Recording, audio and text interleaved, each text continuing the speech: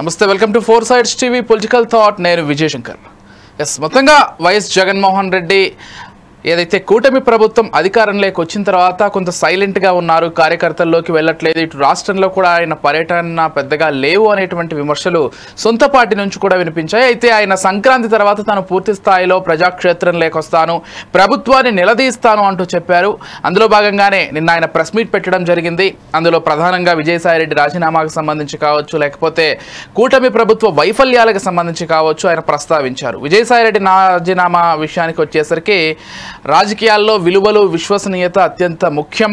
భయాలకు, ప్రలోభాలకు ఎవరైతే లొంగిపోతారో వాళ్ళు నాయకులు కాలేరు. వైసీపీ మరో 30 ఏళ్ల పాటు రాబోయే తరాల్లో గట్టి పార్టీగా ఉంటుంది, వచ్చేసారి అధికారంలో కూడా ఉంటుందంటూ చెప్పుకొచ్చారు. దాంతోపాటుగా 6 గ్యారంటీలను కూటమి ప్రభుత్వం పూర్తిగా తుంగలో తొక్కింది, ఏమాత్రం నిలబెట్టుకోలేకపోయింది. నేను బటన్ నొక్కిన వెంటనే డబ్బులు పడేవి, ప్రభుత్వానికి బటన్ నొక్కడం కూడా రావట్లేదు అంటూ ఆయన విమర్శలు గుప్పించారు. మొత్తంగా ఇదే అంశాలకు సంబంధించి మనతో పాటు డిస్కస్ చేయడానికి సిద్ధంగా ఉన్నారు పాదయాత్ర వెంకటేశ్వర రెడ్డి గారు వైసీపీ పార్టీ నుంచి, వారితో పాటు శ్రీనివాస్ గారు అనలిస్ట్, వారితో పాటు విజయభాస్కర్ గారు టీడీపీ నుంచి, డి జగదీష్ గారు టీడీపీ నుంచి జాయిన్ అయ్యారు. ముందుగా పాదయాత్ర వెంకటేశ్వర రెడ్డి గారితో ప్రారంభిద్దాం. వెంకటేశ్వర రెడ్డి గారు నమస్కారం అండి. నమస్తే అండి. నేను అన్నట్లుగా అంటే సంక్రాంతికి ముందు వరకు వైఎస్ జగన్మోహన్ రెడ్డి గారు పెద్దగా ప్రజల్లోకి రావట్లేదు అనేటువంటి విమర్శ సొంత కార్యకర్తల నుంచి కూడా కొంచెం ఎదుర్కొన్నారు. కాకపోతే ఆయన చెప్పారు ముందుగానే సంక్రాంతి తర్వాత నేను పూర్తి స్థాయిలో వస్తా అని. నిన్న మీ కార్యకర్తలకి హామీ ఇచ్చారు, ఇట కూటమి ప్రభుత్వానికి సంబంధించి ఆయన గట్టి కౌంటర్ ఇచ్చారు. అసలు మొత్తంగా స్ట్రాటజీ ఏముండబోతోంది, భవిష్యత్తులో మొత్తం పూర్తిగా ఇప్పటి నుంచి ప్రజాక్షేత్రంలోకి దిగబోతున్నారా, వీటన్నిటికీ సంబంధించి పార్టీలు అంతర్గతంగా ఏం చర్చ జరుగుతోంది వెంకటేశ్వర రెడ్డి గారు? ముందుగా ఫోర్ సైడ్స్ వీక్షకులకి, ప్యానల్లో ఉన్న పెద్దలకి, రాష్ట్ర ప్రజలకి మీకు శుభ సాయంత్రం. మీరు అన్నట్టు ఏం జరగబోతుంది, స్ట్రాటజీ ఏంటి అనేది ముందే చెప్తారా? ఎవరన్నా చెప్పరు కదా. మాకు ప్రత్యేకమైన స్ట్రాటజీస్, ప్రత్యేకమైన ఈ విధి విధానాలు, దానికి ఏదో మాయ చేయటమో లేకపోతే జిమ్మిక్కి చేయటమో మా వల్ల కాదు, మాకు చేత కాదు. మాకు చేత అయింది ప్రజలకు నిజాలు తెలియజేయడం, నిజంగా ఏమి చేయగలమో ఏమి చేస్తామో అవే చెప్పడం. అబద్ధాలు చెప్పడం మా వల్ల కాదు, మోసాలు చేయడం మా వల్ల కాదు, గ్రాఫిక్లు చేయడం మా వల్ల కాదు, తప్పుడు లెక్కలు చెప్పడం మా వల్ల కాదు. మా వల్ల అయింది నిజం చెప్పడం. మేము ఖచ్చితంగా సంక్రాంతి వెళ్ళిన తర్వాత జనాల్లోకి వస్తామని స్టేట్మెంట్ ఇచ్చాం. అనుకోకుండా ఫీజు పోర్ కూడా అనౌన్స్ చేసాం. అయితే ఎన్నికల కోడ్ ఉండడం వల్ల అది కొంచెం వాయిదా పోస్ట్ పోన్ చేసుకోవాల్సి వచ్చింది. కాబట్టి మేము ఖచ్చితంగా జగన్మోహన్ రెడ్డి గారు ఎప్పుడు జనాల్లోనే ఉన్నారు. భారతదేశంలో మీకు గమనించాల్సిన విషయం ఏంటంటే, ప్రచారాలు, అబద్ధాలు, అభూత కల్పనలు పక్కన పెడితే ఇప్పటికీ ఛాలెంజ్ చేసి చెప్తున్నాం, పర్సనల్ గా మీట్ అయిన నాయకుల్లో భారతదేశంలో అత్యధికంగా ఎక్కువ మంది పీపుల్ ని కనెక్ట్ అయిన నాయకుడు జగన్మోహన్ రెడ్డి గారు, ఎక్కువ మంది కలిసిన నాయకుడు జగన్మోహన్ రెడ్డి గారు.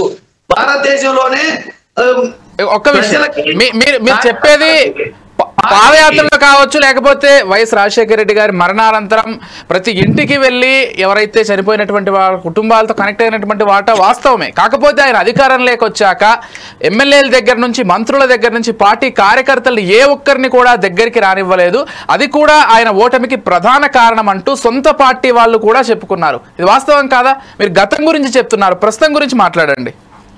ప్రస్తుతం ఇది కూడా మీరు అధికారం అనేది కూడా గతమే, కానీ దానికి సమాధానం చెప్పాలి కాబట్టి చెప్తున్నాను. ఇవన్నీ ఇప్పుడు మనం ప్రజల్లోకి, ప్రతిపక్షంలో ఉండగా ప్రజల్లోకి వెళ్ళి అధికారం వస్తే మేము ఈ పనులు చేస్తాం, ఈ పనులు చేస్తాం అని చెప్పేసి గడప గడపకి, వీధి వీధికి, వాడవాడకి, వ్యక్తి వ్యక్తి దగ్గరికి వెళ్ళి వాళ్ళకి అన్ని హామీలు ఇచ్చి అది మేనిఫెస్టోగా రూపొందించుకొని ఆ రూపొందించిన మేనిఫెస్టోని అమలు చేసే ప్రక్రియలో ఆయన నిమగ్నం అయిపోయి ఉన్నారు. మళ్ళీ అధికారంలోకి వచ్చిన తర్వాత చెప్పినవి చేయకుండా మళ్ళీ చెప్పిన సొల్లే చెప్పడం మాకు ఇష్టం లేదు. రైట్, చెప్పిన సొల్లే చెప్పడం మాకు ఇష్టం లేదు.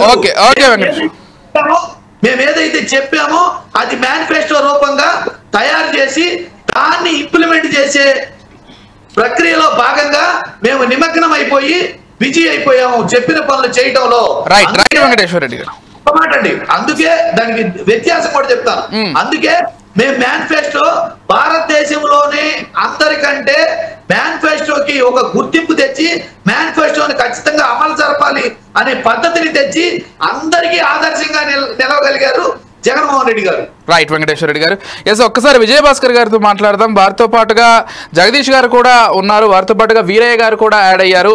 ఎస్, ఒక్కసారి అంటే జగదీష్ గారు ముందే యాడ్ అయ్యారు కాబట్టి జగదీష్ గారితో మాట్లాడి విజయభాస్కర్ గారి దగ్గరికి వెళ్తాం. విజయభాస్కర్ గారు మనతో పాటు స్టూడియోలోనే ఉన్నారు. జగదీష్ గారు నమస్కారం అండి, గుడ్ ఈవినింగ్. విజయశంకర్ గారికి నమస్కారం.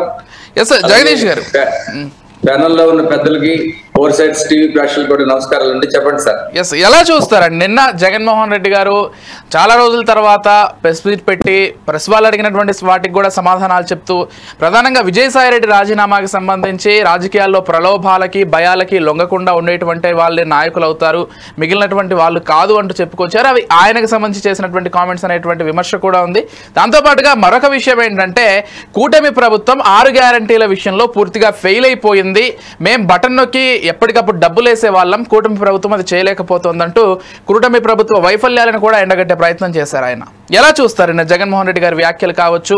ఆయన పూర్తి స్థాయిలో ప్రజాక్షేత్రంలోకి దిగబోతున్నాను అని కూడా చెప్పారు, జగన్ 2.0ని చూస్తారని చెప్పారు. ఎలా చూస్తారు ఈ వ్యాఖ్యల్ని? ఒకటి అండి, ఇప్పుడు జగన్ 2.40 లేకపోతే సెకండ్ జగన్ ఇవన్నీ చెప్పారు. ఆయన ఇవాళ కేడర్ కూడా జారిపోతుందేమన్నా ఒక భయంతో, ఆత్మనూన్యతతో ఉండి ఆ విధంగా నిన్న మాట్లాడారు. అది క్లియర్ గా స్పష్టమవుతా ఉంది. ఇప్పుడు రాజకీయాల్లో 2 ఉంటాయి, పవర్ పాలిటిక్స్ లేకపోతే విత్ ద పీపుల్ అని. ప్రజాస్వామ్యంలో ప్రజల తాలూకా నిర్ణయం అల్టిమేట్ గా ఉంటుంది. Will of the people is the final. ఇవాళ ప్రజలు జగన్మోహన్ రెడ్డి గారిని కాదనే కదా ప్రజలు ఎన్డీఏ కూటమికి ఓట్లేశారు. 8 months అవుతా ఉంది. అంచేత ఒకటి ఏంటంటే ఇవాళ ఎవరైనా గెలుపు ఓటములు కూడా సహజం. నేను ఇప్పుడు జగన్మోహన్ రెడ్డి గారు ఓడిపోయారని నేనేం మాట్లాడను. ఎందుకంటే winning or losing is not the criteria, but how far మనం చేశామనేటప్పుడు మనం అసలు ఎందుకు అధికారం కోల్పోయామన్న దానికైనా ఆత్మవిమర్శ చేసుకోవటం లేదు. ఆత్మవిమర్శ చేసుకోవటం లేదు. ఇప్పుడు విజయసాయి రెడ్డి గారు లాంటి వ్యక్తి నంబర్ 2 అని చెప్పుకునే వాళ్ళు ఇవాళ ఆయన పూర్తిగా రాజకీయాల్లో నుంచే నేను తప్పుకుంటున్నానంటే దేర్ షుడ్ బి సంథింగ్. ఇవన్నీ కూడా ఇవాళ తెలుగుదేశం పార్టీ ఎన్డీఏ కూటమి కాదండి. ఇప్పుడు ఏదైతే వెంకటరెడ్డి గారు అన్నారో జగన్ గారిని ఇవాళ అందరూ చూస్తా ఉన్నారు. విజయసాయి రెడ్డి లాంటి వ్యక్తి ఇవాళ వెళ్ళిపోయేటప్పుడు మొన్ననే కేతిరెడ్డి వెంకటరామరెడ్డి ఆయన కూడా పబ్లిక్ గా మాట్లాడారు, మా పరిపాలనలో కొన్ని తప్పులు చేసేసాము, కొంతమందిని కంట్రోల్ చేసి ఉంటే ఇవాళ ఈ పరిస్థితి ఉండేది కాదు అని కూడా మాట్లాడుతా ఉన్నారు. ఇవాళ మాజీ మంత్రులు, మాజీ ఎమ్మెల్యేలు కూడా ధర్మాన ప్రసాద్ రావు లాంటి ఆయన ఇవాళ బయట కామ్గా కూర్చున్నారు. ఇవన్నీ ఈ ఆత్మ పరిశీలన చేసుకుంటే ఖచ్చితంగా నేనేమంటానంటే ఇప్పుడు this is not the end of the road, future ఉంది. బట్ ఏంటంటే స్ట్రెంగ్థన్ చేసుకునేటప్పుడు అసెంబ్లీకి కూడా రావటం లేదు. అసెంబ్లీకి రాకపోతే రేపు 14 మంది ఎమ్మెల్యేలు కూడా జారిపోయే పరిస్థితి ఉంటుంది. ఎందుకంటే జగన్మోహన్ రెడ్డి గారికి పర్వాలేదు, ఆయనకు ఒక క్యాడర్ ఇది ఉంది. కానీ ఎమ్మెల్యేలు అసెంబ్లీ ఎలక్ట్ అయిన వెంటనే ప్రమాణం చేసిన తర్వాత అసెంబ్లీకి వెళ్లకుండా ఎన్ని రోజులు ఉంచగలరు? ఉంటే వాళ్ళకి కాన్ఫిడెన్స్ ఎంతవరకు ఉంటుంది? ఎందుకు రేపు పొద్దున్న ప్రజలకి వాళ్ళ కాన్ఫిడెన్స్ ఉన్న ప్రజలకు కూడా ఏం చెప్తారు? ఎందుకు అసెంబ్లీకి వెళ్ళాలంటే మా నాయకుడు వెళ్ళటం లేదు కాబట్టి మేము వెళ్ళటం లేదని చెప్తారా? These are all the issues ఉన్నాయి. ఇది అన్న తర్వాత కూటమి ఇవాళ సూపర్ 6, ఇవాళ కూటమి అద్భుతంగా ఇవాళ కేంద్ర సహకారంతో చంద్రబాబు నాయుడు గారు కానీ పవన్ కళ్యాణ్ గారు ఒక పక్కని 5 సంవత్సరాల్లో రాష్ట్రం ఎంత వెనకబడిపోయిందో తెలుసు. ఒక రాజధాని లేని రాష్ట్రంగా ఏమీ లేకుండా ప్రాజెక్టులు కూడా ఇదవ్వకుండా స్టీల్ ప్లాంట్ ను కూడా గాలి కొదిలేసి ఇలాంటి ఇష్యూస్ అన్ని కూడా ఇవాళ లైన్ లోకి వస్తా ఉన్నాయి. బ్రహ్మాండంగా ఈ రోజు వస్తా ఉన్నాయి. రైల్వే జోన్ కూడా తెచ్చుకోలేకపోయారండి. 22 మంది ఎంపీలు ఇచ్చినప్పుడు అడిగారు, మీరు ఎంపీలు ఇవ్వండి నేను ఏదైనా చేస్తానని. అలాంటిది రైల్వే జోన్ కి శంకుస్థాపన చేయించుకోలేకపోయారు. ఏం చేశారు 5 ఏళ్ళలో? బటన్ నొక్కామంటే దిస్ ఇస్ నాట్ ఇదండి. వెల్ఫేర్ ఉండాలి, సంక్షేమం కూడా ఉండాలి, అభివృద్ధి కూడా ఉండాలి. బటన్ నొక్కితే వెల్ఫేర్ ఉంటే మరి ప్రజలు ఎందుకు ఓట్లు వేయలేదు? ఇంత దారుణంగా ఎందుకు ఓడిపోతారు? ఆత్మ పరిశీలన చేసుకోవాల్సిన టైం వచ్చింది. అంచేత ఓటమి జస్ట్ ఇస్ బిగినింగ్. అది మీరు మాట్లాడొచ్చు, అపోజిషన్ పార్టీ లీడర్ గా ఆయన మాట్లాడుకోండి, ఏం పర్వాలేదు. డైరెక్షన్ మాకుంది. మా నాయకులు చంద్రబాబు నాయుడు గారు కానీ పవన్ కళ్యాణ్ గారు కానీ లోకేష్ బాబు గారు కానీ ఇవాళ ప్రతి నిమిషం కూడా ఇవాళ మన రాష్ట్రం గురించి రాష్ట్ర ప్రయోజనాల కోసం ఇవాళ అద్భుతంగా పనిచేస్తా ఉన్నారు. మాకున్న కాన్ఫిడెన్స్ మాకుంది, ఆయనకున్న కాన్ఫిడెన్స్ మేము కాదనం. కానీ ఇవన్నీ ఇప్పుడు ఆయన మాట్లాడారు కాబట్టి ఇవన్నీ కూడా ఉన్నాయి, ల్యాప్స్ ఉన్నాయి.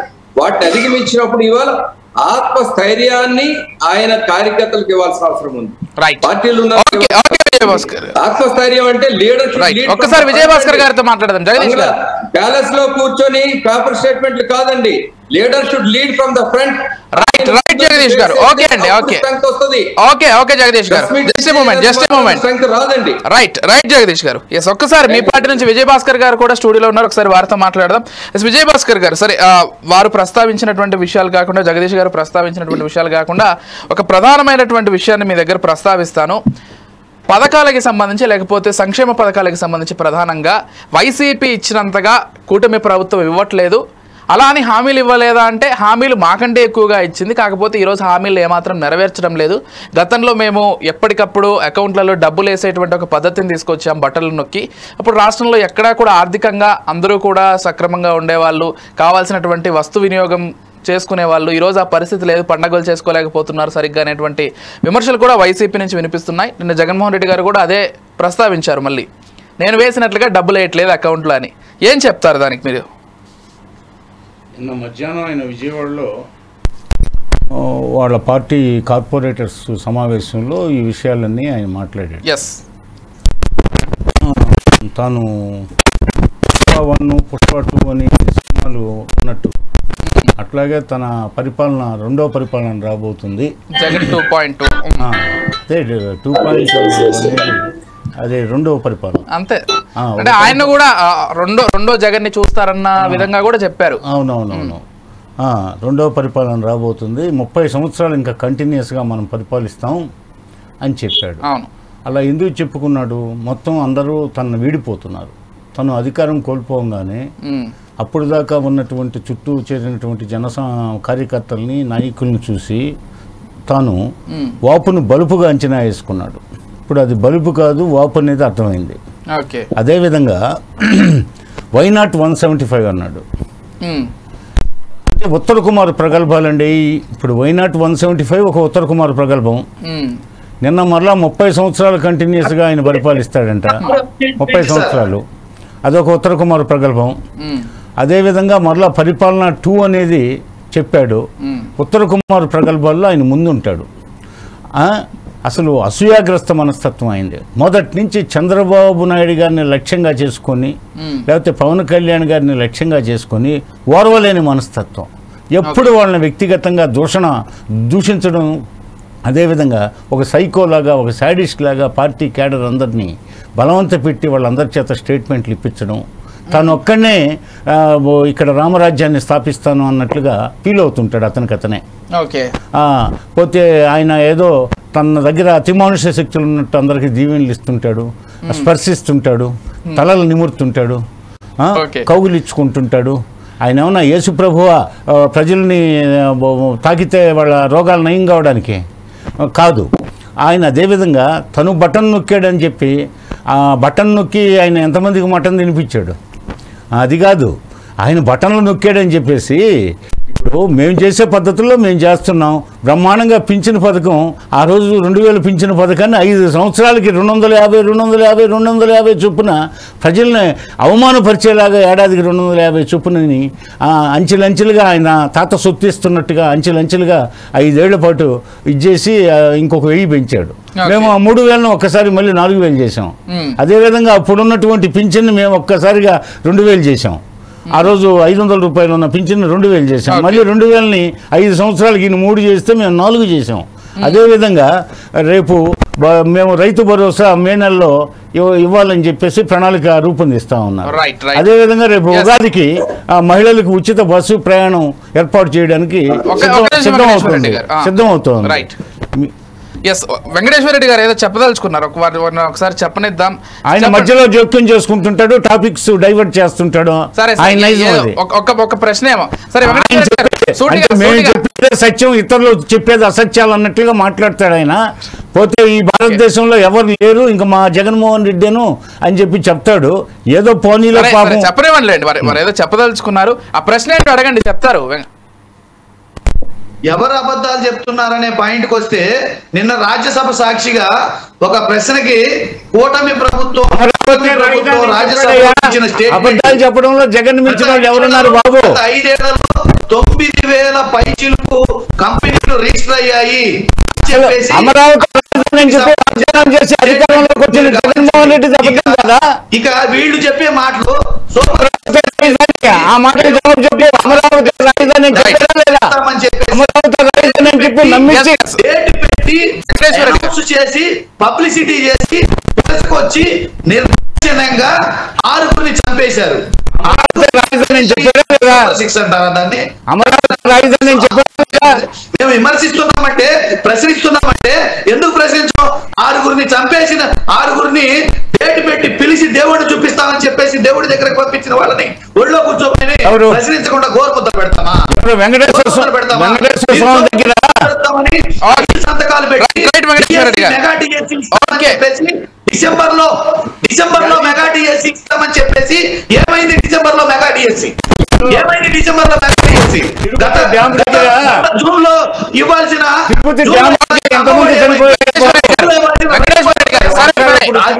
అవకాశం ఇచ్చినప్పుడు మొత్తం విషయాలు ప్రస్తావించవచ్చు. ఒక్క నిమిషం వెంకటేశ్వర రెడ్డి గారు, మీకు అవకాశం ఇచ్చినప్పుడు మొత్తం ప్రస్తావించవచ్చు. ఒక్కసారి ఒకసారి వీరయ్య గారితో మాట్లాడదాం. వారు కూడా సిపిఎం పార్టీ నుంచి సిద్ధంగా ఉన్నారు. వెంకటేశ్వర రెడ్డి గారు kindly just a moment. Veeraiah గారితో మాట్లాడి కంటిన్యూ చేద్దాం. మీకు అవకాశం ఇచ్చినప్పుడు ఖచ్చితంగా మీరు అవన్నీ కూడా ప్రస్తావించవచ్చు. వీరయ్య గారు నమస్కారం అండి. నమస్తే. వీరయ్య గారు, ప్రధానంగా నేను జగన్మోహన్ రెడ్డి గారు మాట్లాడినటువంటి మాటల్లో 2 మాటలు హైలైట్ అయ్యాయి: విలువలు, విశ్వసనీయత. ఈరోజు నిజంగానే రాజకీయాల్లో విలువలు, విశ్వసనీయత మరి అన్ని పార్టీలకు ఉన్నాయా? అన్ని పార్టీలతో మరి ఆయన పార్టీ కంటే జగన్మోహన్ రెడ్డి పార్టీకి కూడా ఉన్నాయా? ఇవన్నీ కూడా ప్రశ్నలే. సరే, ఈ 2 మాటలకు ప్రధానంగా సంబంధించి అసలు మీరేం చెప్తారు? నిజంగానే ఈరోజు రాజకీయాల్లో విలువలు, విశ్వసనీయత ఉన్నాయా? ప్రజలకు ఇచ్చిన హామీలను పూర్తి స్థాయిలో నెరవేరుస్తున్నారా? ఇచ్చిన మాటలకి రాజకీయ నాయకులు కట్టుబడి ఉంటున్నారా? అంటే ఏం చెప్తారు మీరు? విలువలు, విశ్వసనీయత అది చంద్రబాబు నాయుడు ప్రభుత్వంలో ఉన్నాయా లేదా అనేది ఎంత చూడాలో వైసీపీ అధికారంలో ఉన్నప్పుడు కూడా చూడాలి. రెండోది, ఇప్పుడు ఆంధ్రప్రదేశ్ రాజకీయాలు చూసుకుంటే వైసీపీని, టీడీపీ, అట్లనే పవన్ కళ్యాణ్ విమర్శిస్తుంటారు, వాళ్ళని వైసీపీ నాయకత్వం విమర్శిస్తూ ఉంటుంది. ఇది కుర్చీల కొట్లాట. వీళ్ళు ఎంత దిగిపోతారా, మళ్ళీ మేము వద్దామని వీళ్ళు అనుకుంటారు, వాళ్ళని రాకుండా మేమే కొనసాగడం ఎట్లా అని వాళ్ళు అనుకుంటారు. ఇప్పుడు మీరు చూడండి, దేశం అంతా చర్చిస్తున్నది ఏమిటి? ఇప్పుడు భారతదేశంలో బడ్జెట్ గురించి దేశం అంతా చర్చిస్తోంది. అవును, మనం ఇప్పుడు 6వ తేదీన ఉన్నాం. 6 రోజులైంది బడ్జెట్ పెట్టి. చంద్రబాబు నాయుడు గారికి బడ్జెట్ పట్టదు, ఇటు జగన్మోహన్ రెడ్డి గారికి బడ్జెట్ పట్టదు. ఆంధ్రప్రదేశ్ భారతదేశంలో భాగం కాదా? ఆంధ్రప్రదేశ్ ఏదో స్వతంత్ర దేశం అయినట్టు కేంద్రంలో ఆర్థిక శాఖ మంత్రి నిర్మలా సీతారామన్ ప్రవేశపెట్టిన బడ్జెట్ కు, అంతకు ముందు రోజు ప్రవేశపెట్టినటువంటి ఆర్థిక సర్వే రిపోర్ట్ కు ఆంధ్రప్రదేశ్ కి ఏమీ సంబంధం లేదన్నట్టు, అదొక స్వతంత్ర దేశం అయినట్టు, చంద్రబాబు నాయుడు గారిని దింపితే ఈయన వస్తాడు, ఈయనని దింపితే ఆయన వస్తాడన్నట్టు ఏమిటి పోట్లాట?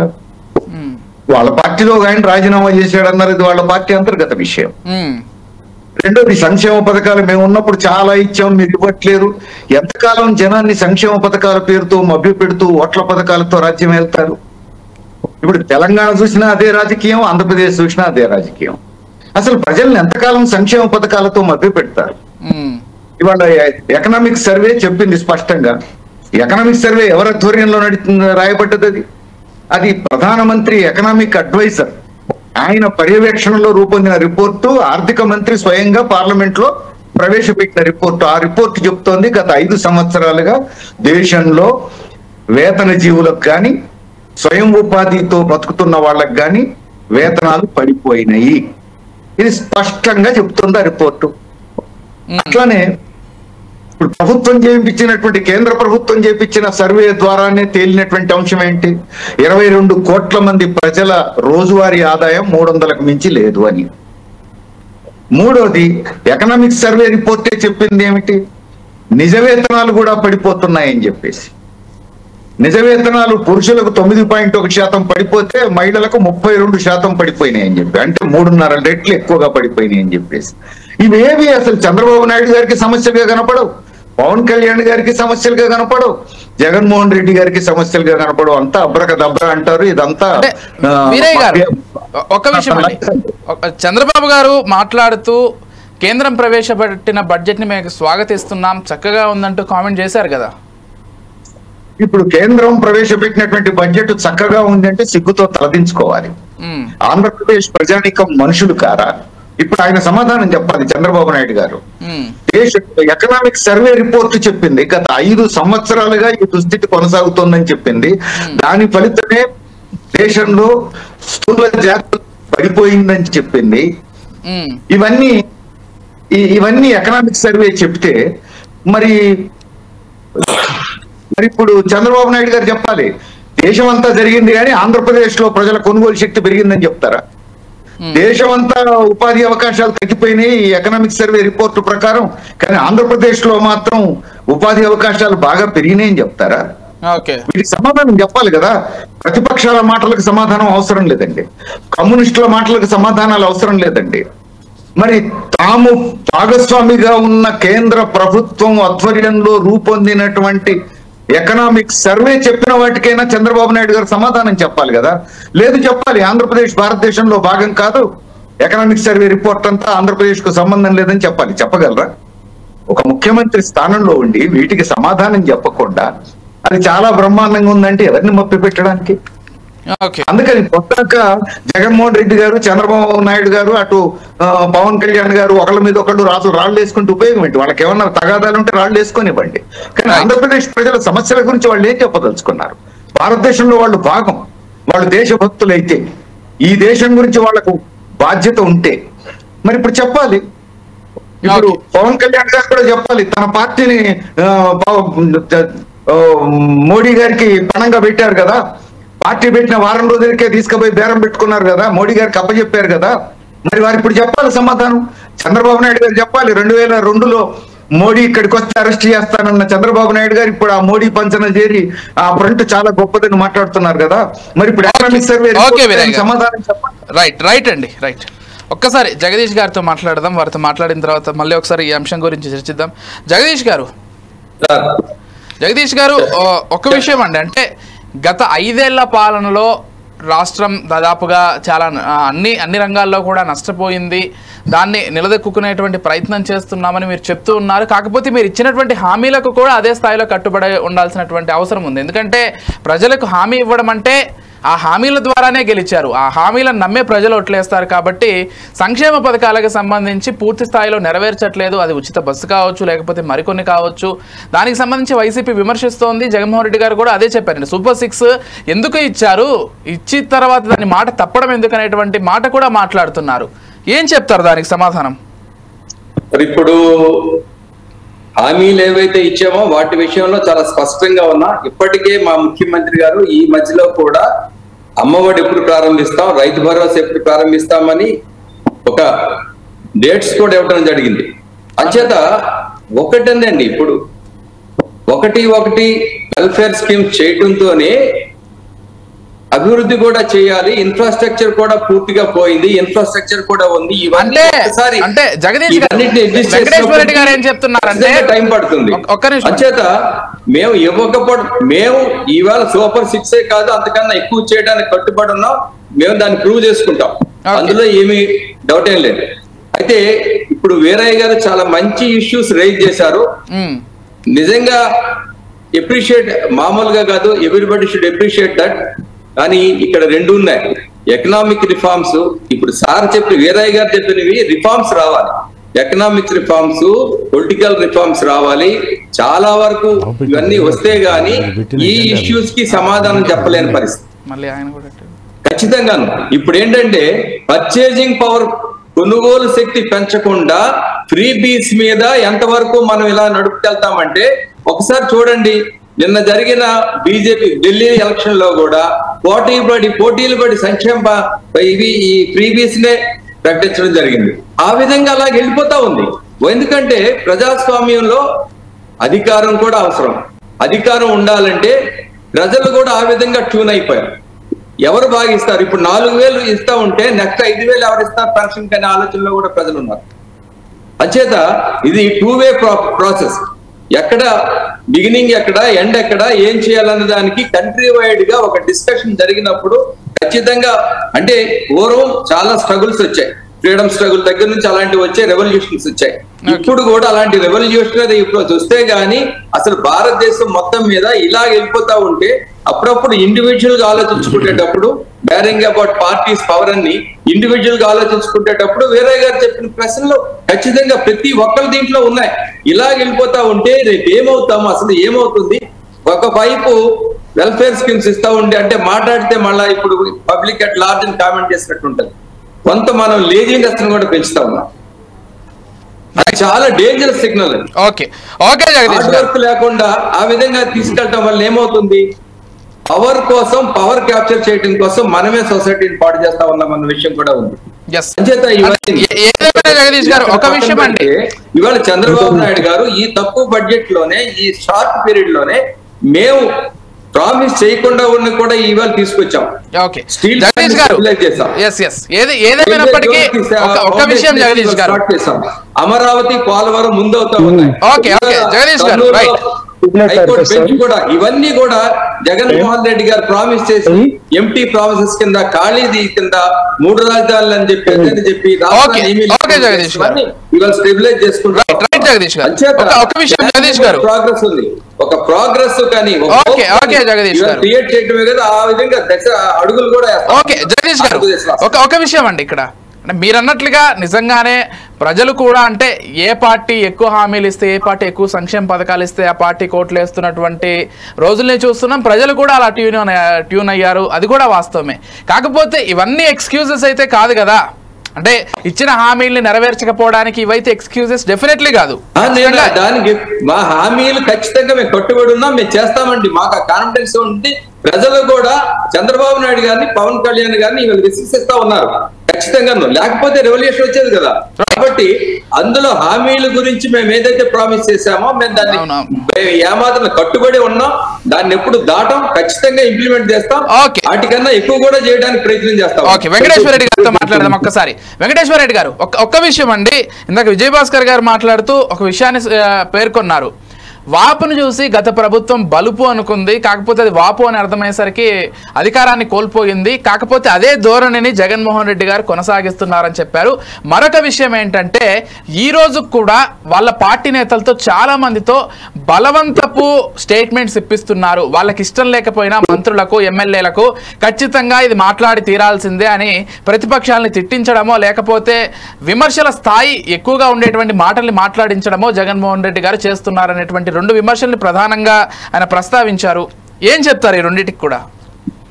ఇక్కడ మీరు గమనించాల్సిన విషయం ఏంటంటే, ప్రజా సమస్యల గురించి జగన్మోహన్ రెడ్డి గారు ఇచ్చిన హామీల గురించి, ప్రజా సమస్యల గురించి, రాష్ట్ర పరిస్థితి గురించి మాట్లాడుతుంటే, జగన్మోహన్ రెడ్డి గారి మీద వ్యక్తిగతంగా, వైఎస్ఆర్సీపీ పార్టీ మీద వ్యక్తిగతంగా, పార్టీ యొక్క అంశాల గురించి వాళ్ళు మాట్లాడుతున్నారంటే అక్కడే తేటతెల్లం అయిపోతుంది.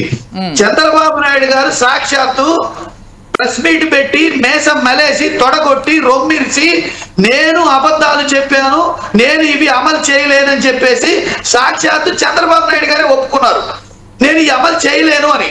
అట్లాంటి చంద్రబాబు నాయుడు గారు చెప్పిన దాన్ని మళ్ళీ వీళ్ళు అమలు చేస్తాము, ఖచ్చితంగా అమలు చేస్తున్నాము అని చెప్పేసి టీడీపీ పార్టీ వాళ్ళు చెప్తున్నారంటే దాన్ని ఎవరి మాట మనం క్రైటీరియాగా తీసుకోవాలి?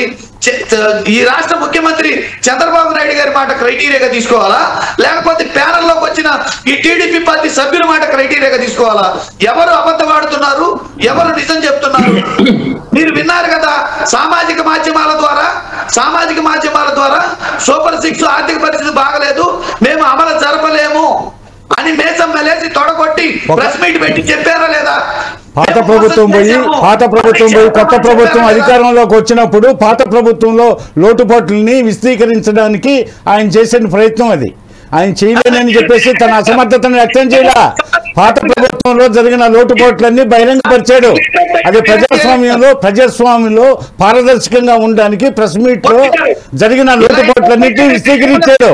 అంతేగాని మేము అసమర్థులు, మేము ఇది చేయలేమని చెప్పరా. ఎవరు చెప్పారు? ఆయన నేను చేయలేదని చెప్పాడా? లేదా చూపిస్తావా? క్లిప్పింగ్ చూపిస్తావా? పేపర్ కటింగ్ చూపిస్తావా? అది కాదు, పదే ఇటీవల అన్ని డిబేట్స్ లో మీరు దుష్ప్రచారం, వైసీపీకి అనవైతే దుష్ప్రచారాలు చేయడం, పోతే మైండ్ గేమ్ ఆడడం, దుష్ప్రచారాలతో మీరు మొదటి నుంచి నమ్మించి ఒకసారి అధికారంలోకి వచ్చారు. మీ నైజం అర్థమైపోయింది. మీకు అవకాశం లేదు. మీరు ఏదో కళ్ళకు అంటున్నారు 30 సంవత్సరాలు అధికారం ఉంటా, దేశం అంతా నవ్వుకుంటున్నారు నిన్నటి నుంచి. పోతే ఒకవేళ మీరు కష్టపడండి, పని చేయండి, ప్రజల విశ్వాసం పొందండి, అంతేగాని ఈ ఉత్తర కుమార్ ప్రగల్భాలతో వినిపిస్తుంది. అతను పొద్దుస్తం ఇట్నే అంటుంటాడు, ఆయనకి ఎక్కువ ఛాన్స్ ఇస్తుంటారు. ప్రతిపక్షాన్ని కాదు, ఆయన ఏ డిబేట్ లో అధికార పార్టీ మాది ప్రొటెక్ట్ చేసుకోవాలి. ఆయన అందరిలో మేము ప్రొటెక్ట్ చేసుకోవాలి. ఎక్కువ సమయం ఇంతవరకు పెద్ద డిబేట్స్ లో అర్థమైంది. ఒక్కసారి వీరయ్య గారితో మాట్లాడదాం. వీరయ్య గారు, మీరు ఇందాక మాట్లాడుతూ చాలా చక్కటి విషయాలు ప్రస్తావించారు. కేంద్ర బడ్జెట్ గురించి రాష్ట్ర ప్రభుత్వం కావచ్చు, లేకపోతే ప్రతిపక్షంలో ఉన్నటువంటి వైసీపీ కావచ్చు, పెద్దగా పట్టించుకోవట్లేదని చెప్పారు. సరే, బడ్జెట్ గురించి లేకపోతే కేంద్రానికి సంబంధించి రాష్ట్రం ఏం సాధించుకోగలిగింది, ఇదంతా కూడా రేపు లేకపోతే ఎల్లుండి మీరు చెప్పినట్లుగా డెఫినెట్ గా ఒక డిబేట్ ప్లాన్ చేద్దాం. మిమ్మల్ని తప్పకుండా ఇన్వైట్ చేస్తాం. దాని గురించి చర్చ కూడా పెడదాం. అయితే ప్రస్తుతానికి సంబంధించి అంటే రాష్ట్రంలో జరుగుతున్నటువంటి విషయాలకు సంబంధించి హామీలు ఇవ్వడము, వాటిని నెరవేర్చకపోవడం అనేది కేవలం ఈరోజు టీడీపీని వైసీపీ విమర్శించడమే కాదు, గతంలో వైసీపీ ఇచ్చినటువంటి అనేక హామీలకు సంబంధించి టీడీపీ, జనసేన, బీజేపీ కూడా విమర్శించింది. మీ కమ్యూనిస్టు పార్టీలు కూడా చాలా వరకు ఇచ్చినటువంటి హామీలకు సంబంధించి ఎంతవరకు నెరవేరుస్తున్నారనే దాన్ని ప్రశ్నిస్తూ వస్తుంటారు. సరే, గత ప్రభుత్వంతో పోలిస్తే ఈ ప్రభుత్వం ఇచ్చిన హామీల విషయంలో ఎంత మాత్రం కట్టుబడి ఉంది అంటే మీరు ఎలా చూస్తారు? అంటే కంపారిటివ్లీ ఏది బెటర్ అనుకుంటున్నారు మీరు? ఇప్పుడు మీరు వాపు బలుపు గురించి కొత్త చర్చ నడిపారు. ఈ వాపు బలుపు జగన్మోహన్ రెడ్డి గారికి ఎంత వర్తిస్తుందో చంద్రబాబు నాయుడు గారికి అంతే వర్తిస్తుంది, పవన్ కళ్యాణ్ గారికి కూడా అంతే వర్తిస్తుంది. ఈ ఒకళ్ళకు వర్తిస్తుంది, ఇంకొకళ్ళకు వర్తించదు అనే పరిస్థితి ఏమీ లేదండి. ఎవరు కూడా వీళ్ళంతా కూడా ప్రతిపక్షంలో ఉన్నప్పుడు గట్టిగా మాట్లాడుతున్నారు, అధికారంలోకి రాగానే వాపును బలుపు అనుకుంటున్నారు. అది మనం చూస్తున్నాం. అంటే ఎవరు అధికారంలో ఉన్నా కానీ ఆ భ్రమల్లో ఉంటారు. అర్థం కావట్లేదు. ఇది ఒక భాగం. ఓకే, నేను సంక్షేమ పథకాలు అన్నారు. సంక్షేమ పథకాల గురించి తెలుగుదేశం నాయకుడు మాట్లాడుతూ నిజమే, ఈ సంక్షేమ పథకాలు వల్ల ప్రజలు సోమరిపోతులు అవుతున్నారనే దాకా కూడా వెళ్ళారు. చంద్రబాబు నాయుడు గారు అన్న మాటలే ఒకప్పుడు, ఇప్పుడు వీరు కూడా అన్నారు. అందుకని సంక్షేమ పథకాలు ఓట్లకు ఉపయోగపడ్డంత కాలం వీళ్ళు సంక్షేమ పథకాలను వాడుకుంటారండి. ఇక వాటిని అమలు జరపలేని స్థితి వచ్చినప్పుడు ఈ సంక్షేమ పథకాల వల్ల ప్రజలు సోమరిపోతులు అవుతారని చెప్పి ప్రజల మీద రాళ్లేస్తారు. ఇది వీళ్ళకి అలవాటైనటువంటి పాఠం. ఈవెన్ బీజేపీ కూడా చూస్తున్నాం, కేంద్రంలో సంక్షేమ పథకాలు చెప్పాల్సిన చెప్తున్నారు. సుప్రీంకోర్టు ఈ ఉచితాల మీద మీ అభిప్రాయం చెప్పండి అంటే ఈ ఉచితాలు చాలా ప్రమాదకరం అని మోడీ ప్రభుత్వం సుప్రీంకోర్టుకు రాతపూర్వకంగా అఫిడవిట్ ఇచ్చింది.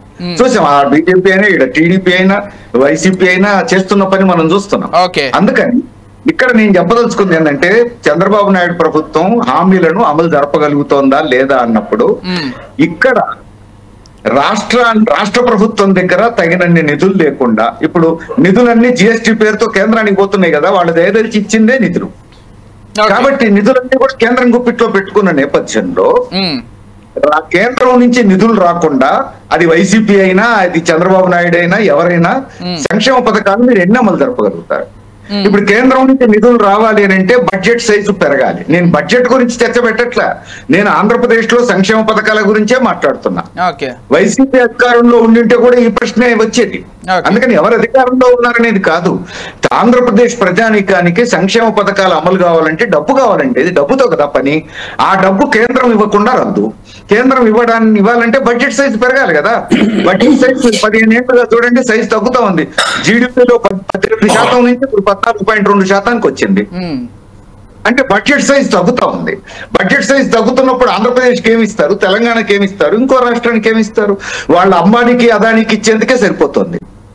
అందుకని బడ్జెట్ సైజు పెరగాలి అనేటువంటి మాట ఎందుకు అనలేకపోతున్నారు? చంద్రబాబు నాయుడు గారు ఎందుకు అనలేకపోతున్నారు? జగన్మోహన్ రెడ్డి గారు ఎందుకు అనలేకపోతున్నారు? పవన్ కళ్యాణ్ గారు అంటే సినిమా డైలాగులు తప్ప ఈ విషయాలు అర్థమై ఉండకపోవచ్చు, చెప్పలేకపోవచ్చు. కానీ రాజకీయ అనుభవం ఉన్నటువంటి చంద్రబాబు నాయుడు గారు ఎందుకు చెప్పలేకపోతున్నారు? లేదు రాజకీయ కుటుంబంలో పుట్టి పెరిగి ఆ తర్వాత ముఖ్యమంత్రి అయినటువంటి జగన్మోహన్ రెడ్డి గారు ఎందుకు చెప్పలేకపోతున్నారు? చెప్పాలి కదా, నిజంతో కదా పని కావాల్సింది. రైట్, గాట్ ఇట్ అండి. సో ఒక్కసారి మనతో పాటు గోశాల శ్రీనివాస్ గారు కూడా యాడ్ అయ్యారు, అనలిస్ట్ వారితో ఒక్కసారి మాట్లాడదాం. శ్రీనివాస్ గారు నమస్కారం అండి. నమస్కారం అండి అందరికి. ఎస్ శ్రీనివాస్ గారు, ఎలా చూస్తారండి నిన్న జగన్మోహన్ రెడ్డి గారు మాట్లాడినటువంటి మాటలు ఏవైతే ఉన్నాయో, విశ్వసనీయత విలువలు ఉన్నటువంటి వాళ్ళే రాజకీయాల్లో కొనసాగగలరు, ప్రలోభాలకి లేకపోతే భయాలకి భయపడేటువంటి వాళ్ళు రాజకీయాల్లో కొనసాగలేరంటూ విజయసాయిరెడ్డిని ఉద్దేశించి మాట్లాడనేటువంటి చర్చ కూడా జరుగుతోంది బయట. కూటమి ప్రభుత్వం ఇచ్చిన హామీలను నెరవేర్చలేకపోతోంది. మా హయాంలో ఎప్పటికప్పుడు బటన్ నొక్కి ప్రజల అకౌంట్లలో డబ్బులు వేసే వాళ్ళం, ప్రజలు సుభిక్షంగా ఉండేవాళ్ళు, అది ఇప్పుడు కొనసాగట్లేదు అనేది జగన్మోహన్ రెడ్డి గారి మరొక మాట ఏంటంటే గ్రాఫిక్స్ చూపిస్తున్నారు, గ్రాఫిక్స్ చూసి ఎన్ని రోజులు మోసం చేస్తారు ప్రజలు అనేటువంటి విమర్శ కూడా వైసీపీ నుంచి ఉంది. ఈ మొత్తం అంశాలకు సంబంధించి ఎలా చూస్తారండి? గత ప్రభుత్వం 5 సంవత్సరాలు పరిపాలించినట్టు జగన్మోహన్ రెడ్డి గారు ఆయన అనుభవాల్లో ఆయన ఎంతవరకు ప్రజల యొక్క మన్నలను లేదా ప్రజల విశ్వాసాన్ని చూరగొన్నారు? అన్నిటికీ మించి రాష్ట్ర ప్రభుత్వాన్ని నడపడంలో ఆర్థిక అసమానతలు లేకుండా, ఆర్థికమైన కుంటుబాట్లు లేకుండా, లేదా ప్రభుత్వం మీద బాధ్యతగా ఉన్నటువంటి అంటే ప్రభుత్వానికి యొక్క ఏదైతే బాధ్యత రాజ్యాంగంగా కానీ చట్టపరంగా కానీ ప్రజా ప్రభుత్వంగా ఆ బాధ్యతల్లో నెరవేర్చడంలో ఆయన బాధ్యతలు ఏమున్నాయంటే applications government having an application కాబట్టి to provide each and every necessities to the public, roads, water, రైతులకి నిత్యం అందవలసిన నీరు, విద్యుత్ శక్తి, అదే విధంగా సంక్షేమ పథకాలు, నిత్యం పరిపాలన, పెండింగ్ లో ఉన్న ప్రాజెక్టులు. 5 సంవత్సరాలు ప్రాజెక్టులు ఏమీ పట్టించుకోలేదు జగన్మోహన్ రెడ్డి గారు. 5 సంవత్సరాలు నాకు దీని మీద నమ్మకం లేదు. ఒకప్పుడు ఎన్టీ రామారావు గారు ముఖ్యమంత్రి అయినప్పుడు దీర్ఘకాలం ప్రయోజనాలకు ఉన్న ప్రాజెక్టుల మీద నాకు నమ్మకం లేదని చెప్పి ఆయన ఒక్కాణించారు. దేని మీద నమ్మకం ఉందంటే ప్రజా సంక్షేమ పథకాలు. అప్పట్లో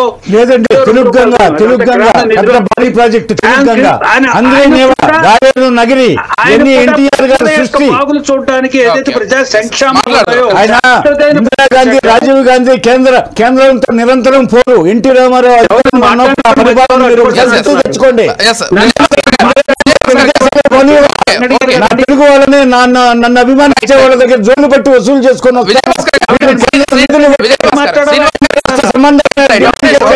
చెప్పండి.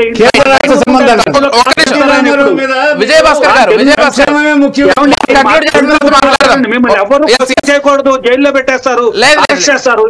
లేదు కంటిన్యూ చేయండి, తర్వాత విజయభాస్కర్ గారికి అవకాశం ఇస్తాను, మీరు చెప్పినటువంటి వారికి వాళ్ళు సమాధానం చెప్తారు. కంటిన్యూ చేయండి శ్రీనివాస్ గారు. కంటిన్యూ చేస్తున్న మళ్ళీ డిస్టర్బ్ చేసేది సంక్షేమం ఒక్కటే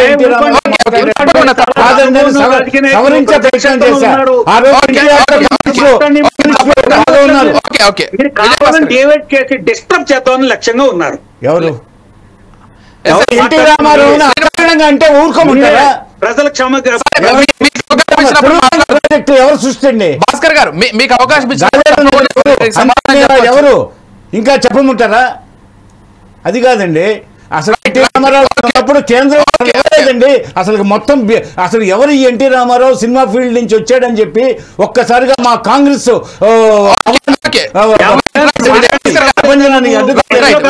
డిబేట్ ఒక్కడితో 1-to-1 పెట్టుకోవాల్సింది. శ్రీనివాస్ గారు కంటిన్యూ చేయండి, మీరు పూర్తిగా మాట్లాడిన తర్వాత కనీసం మినిమం మేనర్స్ లేకుండా పార్టీ వ్యవస్థాపకులు విజయభాస్కర్ గారు స్టూడియోకి వచ్చి.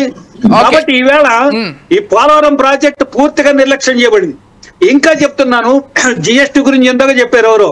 అయ్యా, జిఎస్టీ చట్టం చేసినప్పుడు రాష్ట్ర ప్రభుత్వాలన్నీ కూడా కమిటీలో కౌన్సిల్లో మెంబర్సే. వాళ్ళు ఒప్పుకుంటే కానీ ఏ కమోడిటీని ఏ ఐటమ్ని కూడా జిఎస్టీ పరిధిలోకి తీసుకెళ్లలేదు. జిఎస్టీలో స్టేట్ ట్యాక్స్ ఉంది, అలాగే సెంట్రల్ ట్యాక్స్ ఉంది. సెంట్రల్ ట్యాక్స్ లో రాష్ట్రాలకు వాటాలు పంచబడుతున్నాయి. నీతి ఆయోగ్ చేస్తున్న పని దాని మీద ఏమి లేకుండా, దాని మీద అవగాహన లేకుండా మాట్లాడకూడదు. మనలాంటి విజ్ఞానవంతులు. ఆ మార్క్సిస్ట్ పార్టీ లీడర్ గారు అంటే నాకు ఎంతో ఇష్టం, ఎంతో అభిమానం. దాస్ క్యాపిటల్ గురించి ఎప్పుడు చెప్తూ ఉంటారు. కానీ ఆయన వాస్తవాలను దర్శించాలి, వాస్తవాలను తెలుసుకోవాలి. ఈవేళ ఏదైతే చంద్రబాబు నాయుడు గారి గత ప్రభుత్వంలో ఎక్కడైతే ఏదైనా ఉంటే మేము వాలంటీర్స్ కొనసాగిస్తాము, వాలంటీర్స్ కొనసాగిస్తూ వాళ్ళకి జీతాలు మేము పెంచుతాము, ప్రతిదీ కూడా అప్పుడు వైసీపీ ప్రభుత్వం జగన్మోహన్ రెడ్డి గారు ఎంతెంత నిధులు ఏ అకౌంట్ ఖర్చు పెడుతున్నారో ఆ ప్రతిపాదనలన్నీ, ఆ పథకాలన్నీ కంటిన్యూ చేయడమే కాకుండా వాటికి మేము ఖర్చు పెట్టిన నిధుల్ని శాతం పెంచుతా ఉన్నారు. అందరికీ ఎవరికైతే జీతాలు ఇస్తున్నారో, ఎవరికైతే వేతనాలు ఇస్తున్నారో, ఎవరితో వేతనాలు ఇస్తున్నారో అవన్నీ రెట్టింపు చేస్తామన్నారు. మరి రాష్ట్ర ఆర్థిక పరిస్థితి మీద అవగాహన ఉండే అన్నారు ఆ మాట. రాష్ట్ర ఆర్థిక పరిస్థితి మీద అవగాహనతో పాటు అవసరాలన్నీ దృష్టిలో ఉండే అన్నారా? ఏం ఎక్సర్సైజ్ చేశారు, ఏం కసరత్ చేశారు రాష్ట్ర ఖజానా గురించి కానీ, రాష్ట్ర ఖజానా మీద ఉండే ఒత్తిడి గురించి కానీ, రాష్ట్రం మీద ఉన్నటువంటి ఏ బాధ్యతలు కానీ, ఆబ్లిగేషన్స్, రాష్ట్ర ప్రభుత్వం మీద ఉన్నటువంటి statutory obligations, constitutional obligations and also civil obligations, civic obligations, ఇవన్నీ దృష్టి లేదా? ఇవన్నీ ఆలోచించలేదా?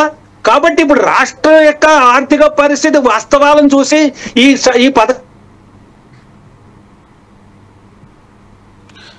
రైట్. శ్రీనివాస్ గారు, మీ నెట్ సిగ్నల్ సరిగ్గా లేనట్లుంది, హ్యాంగ్ అవుతోంది. సరే, ఒక్కసారి విజయభాస్కర్ గారితో మాట్లాడదాం. సరే విజయభాస్కర్ గారు, ఆ విషయాన్ని వదిలేసేయండి. రామారావు గారి గురించి వారు ప్రస్తావించినటువంటి విషయాలు కావచ్చు, మీరు సమాధానం కూడా చెప్పారు. సరే, రెడ్డి గారు నిన్న పార్టీ మీటింగ్ లో ఆయన అచ్చం సంక్షేమ కార్యక్రమాల గురించి ప్రస్తావించాడు. ఆయన అభివృద్ధి విముఖుడు, చంద్రబాబు నాయుడు అభివృద్ధి కాముకుడు. చంద్రబాబు నాయుడు సంక్షేమాన్ని, అభివృద్ధిని రెండు కళ్ళుగా భావిస్తాడు. అంటే ఒక్క విషయం విజయభాస్కర్ గారు, మేము ప్రతి గ్రామంలో సచివాలయాలు ఏర్పాటు చేశాము, అనేక పాఠశాలలను అభివృద్ధి చేశాము, నాడు నేడు పేరుతోటి చిన్న చిన్న హాస్పిటల్స్ నిర్మించడం జరిగింది. ఇది కదా నిజమైన అభివృద్ధి అంటే, గ్రాఫిక్స్ చూపించడం నిజమైన అభివృద్ధి అనేది వారి మాట. వాళ్ళు కొన్ని పదజాలాలు కొన్ని పదజాలాలు ఏదో పడికట్టు పదాలు అసలు జగన్మోహన్ రెడ్డి తెలుగు భాష వచ్చండి సరిగా? ఆయన ఉచ్చారణ అందరికి అర్థమవుతుందా? ఇష్ అంటే మాట్లాడుతుంటాడు. పోతే అది ఇప్పుడు చెప్తా, వ్యక్తిగత విమర్శలు చేయకూడదు. వ్యక్తిగత విమర్శలు కాదు, అక్కడ పడికట్టు పదాలతో మాట్లాడితే గ్రాఫిక్స్ అంటాడు. ఏం గ్రాఫిక్స్? ఆయన చిన్న చిన్న హాస్పిటల్స్ అంట. వైద్య విధాన పరిషత్తు తెలుగుదేశం హయాంలోనే వచ్చింది. వైద్య విధాన పరిషత్తు ప్రైమరీ హెల్త్ సెంటర్స్ సంఖ్య పెంచింది తెలుగుదేశం హయాంలోనే. ఒక్కసారి పాత గణాంకాలు అన్ని తీద్దాం. ఎవరి హయాంలో చెప్పండి. ఆడియో వీడియో స్కూల్స్ లో ఆడియో వీడియో ఎన్టీఆర్ టైంలోనే దృశ్య శ్రవణ విద్యా విధానం అని మన సీనియర్ జర్నలిస్టు కమ్యూనిస్టు లీడరు మన పెద్దలు వీరయ్య గారికి గుర్తుంటుంది. వారు సీనియర్ జర్నలిస్ట్ కాబట్టి దృశ్య శ్రవణ విద్యా విధానం అని చెప్పి ఎన్టీఆర్ టైంలోనే ప్రవేశపెట్టారు. మీరు ఒకసారి మననం చేసుకుంటే గుర్తొస్తుంది. అంటే అదేవిధంగా చెప్తా, అంటే తెలుగుదేశాన్ని నిందిస్తున్నాడు కాబట్టి అసలు తెలుగుదేశం ప్రభుత్వం ప్రపంచంలో జరిగే మార్పులన్నింటినీ గమనిస్తూ ఎప్పటికప్పుడు మారుతున్న కాలానికి అనుగుణంగా మార్పుల్ని తీసుకొస్తూ ఉంటుంది. అంతకుముందు తెలుగుదేశం పార్టీతో కమ్యూనిస్టులు కూడా కూటమిలో ఉండేవాళ్ళు, బీజేపీ ఉండేవాళ్ళు. కమ్యూనిస్టులు బీజేపీ అన్ని ఎన్టీ రామారాయంలో కూటమిగా ఉండేవి. అదేవిధంగా చంద్రబాబు నాయుడు గారు వచ్చిన తర్వాత కొన్నాళ్ళు బీజేపీతో అప్పుడున్నాడు, మళ్ళీ ఇప్పుడున్నాడు. మధ్యలో కమ్యూనిస్టులు కూడా చంద్రబాబుతో కలిసి ఉన్నారు. అదేవిధంగా జగన్మోహన్ రెడ్డితో కూడా కమ్యూనిస్టులు తొలిసారి కలిసి ఉన్నారు. కానీ కమ్యూనిస్టులు చాలా బాగా చదువుతారు, అధ్యయనం చేస్తారు, కాదన్నలే. వాళ్ళు కార్ల మార్క్స్ గొప్పవాడు, మావో సెట్టింగ్ గొప్పవాడు, వీళ్ళంతా వీళ్ళంతా లెనిన్, స్టాలిన్ వీళ్ళంతా గొప్పవాళ్ళు, ఎవరు కాదన్నలే. వాళ్ళనే శాస్త్రీయ విజ్ఞానం అనేది డెవలప్ అయింది ప్రపంచంలో. వాళ్ళు నేర్పిన విద్యలే ఇవన్నీ. వాళ్ళని పేదలను పట్టించుకోవాలా, సంక్షేమ కార్యక్రమాలు ఇవ్వాలని తొలి నినాదం చేసింది ప్రపంచ కమ్యూనిస్టులే. మావో సెట్టింగ్ చెప్పాడు, పేదవాడికి చేపను పట్టివ్వద్దు, పట్టడం నేర్పండి అని కూడా మావో సెట్టింగ్ చెప్పాడు. అది పెద్ద ప్రపంచం అంతా అన్ని చోట్ల రోజు మారుమోగే నినాదం అది. అయితే సంక్షేమ కార్యక్రమాలు చంద్రబాబు నాయుడు పట్టించుకోకపోతే ఇవన్నీ ఏందండి? పింఛన్లు పెంచడం ఇవన్నీ, ఇదో 1వ తేదీకి పింఛన్లు ఇవ్వడం ఏంది, ఉద్యోగస్తులకు జీతాలు 1వ తేదీకి ఇవ్వడం ఏంటి, అదేవిధంగా రేపు ఉచిత ప్రయాణ బస్సు మహిళలకు సాధికారత కల్పించడానికే కదా ఉచిత బస్సు ప్రయాణం పెట్టింది. ఆడవాళ్ళు ఇంకా ఆర్థికంగా నిలదొక్కోలేదు. స్త్రీ వంటింటి కుందేలు కాదు, పిల్లలకనే యంత్రం కాదు, ఆట బొమ్మ కాదని చెప్పి సాధికారత ఇవ్వాలా.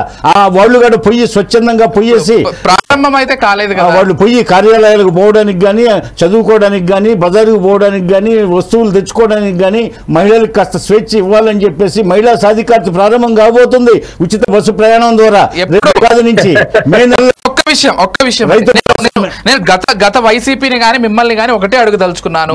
5 ఏళ్ల మ్యాండేట్ కి మీకు అధికారం ఇచ్చారు ప్రజలు, అవునా కాదా? అవును, ఇచ్చారు. అన్ని వర్షాలు అమలు చేస్తున్నాం. మరి గతంలో ఇదే వైఎస్ జగన్మోహన్ రెడ్డి గారు కొంత లేట్ అయితే 11 నెలల సంవత్సరం ఏదైనా పథకం లేట్ అయితే మీరు ఇవే విమర్శలు చేశారు. ఇప్పుడు మీ విషయానికి వచ్చేసరికి మేము వరుసగా అమలు చేస్తున్నాం, లేకపోతే రాష్ట్ర ఆర్థిక గుర్తు చేయడంలో తప్పులేదు. మా మేనిఫెస్టోని మీరు గుర్తు చేయడంలో తప్పులేదు.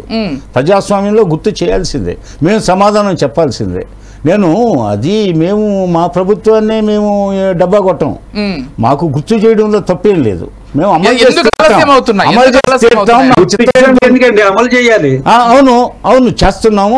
అంటే జగన్ ప్రభుత్వ విధానాలని అరాజకం ప్రబలిపోయింది, రాష్ట్రం అంతా దివాలా తీసింది. జగన్మోహన్ రెడ్డి ప్రస్తావన అనవసరం అండి. దివాలా తీసిన రాష్ట్ర పరిస్థితులను అన్నిటిని సమీక్షించుకొని మనకి ఎంత ఉంది, రెవెన్యూ లోటు ఎంత ఉంది, ద్రవ్య లోటు ఎంత ఉంది, అదేవిధంగా ఇప్పుడు సంక్షేమ కార్యక్రమాలకు ఎంత పెట్టగలం, పోతే డెవలప్మెంటల్ ఆస్పెక్ట్స్ లో ఎంత పెట్టగలం, అదేవిధంగా కేంద్ర ప్రభుత్వ సహాయం ఎలా ఉంటుంది, అదేవిధంగా ప్రపంచ సంస్థల నుంచి తెచ్చుకోవడానికి ఏముంటుంది, ఇవన్నీ ఆకలింపు చేసుకుంటూ ఒక్కో పథకం ప్రవేశపెడుతూ వస్తున్నాం. అన్ని త్వరలో పూర్తవుతాయి, అతి త్వరలో పూర్తవుతాయి. ఇదే డిబేట్స్ లో మాట్లాడిన ఈ వీడియోలన్నింటినీ, పాత వీడియోలన్నింటినీ వేసుకొని చూసి అయ్యో అనవసరంగా మనం నిందించామే, చూడు వీళ్ళన్నీ చక్కగా అమలు చేస్తున్నారు,